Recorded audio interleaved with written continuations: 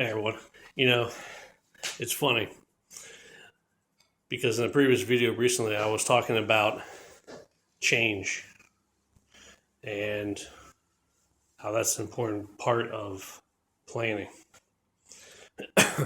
Something that came up today about something around change because a discussion was that a document had been created and that no one, at least the majority of people that needed to know about it, didn't.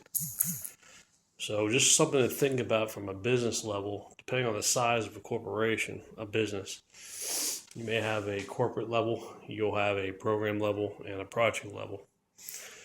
They may each have their own documents to ensure that the customer or client for each one is being met.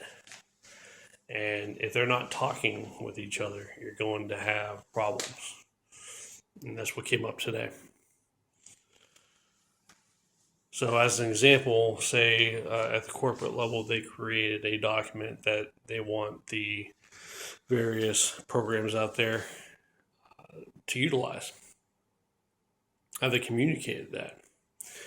Did they get all the right players involved in creating or changing that document? Because again, clause 6 about planning, change is a key part of that.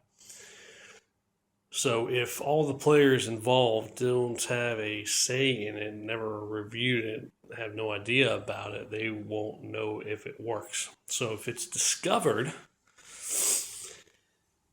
and a program has to utilize it, most of the time they're going to be standoffish. They're not going to be interested in it unless they have a conversation about it. I'm not going to incorporate this into my programs processes because I've never seen it. I don't know anything about it. So let me look at it. Let's discuss it. We may have to modify it. But that's where communication comes into play. We can't be in our own silos. We have to communicate, collaborate amongst each other. Depending on the size of the organization, it may be massive. You may have many different programs and even projects underneath the overall corporate level. But it's just something to bring up. I just talked about it in a previous video, and it came up today as a problem. So that's why I brought it up in the previous video. Right?